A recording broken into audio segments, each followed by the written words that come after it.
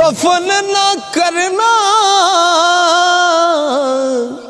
ओ जद तक यार ना आवे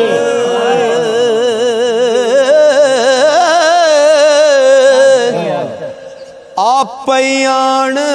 जनाजा पड़सी ते आप दफनावे आप जनाजा पड़सी ते आप दफनावे तू बेली ते सब जग बे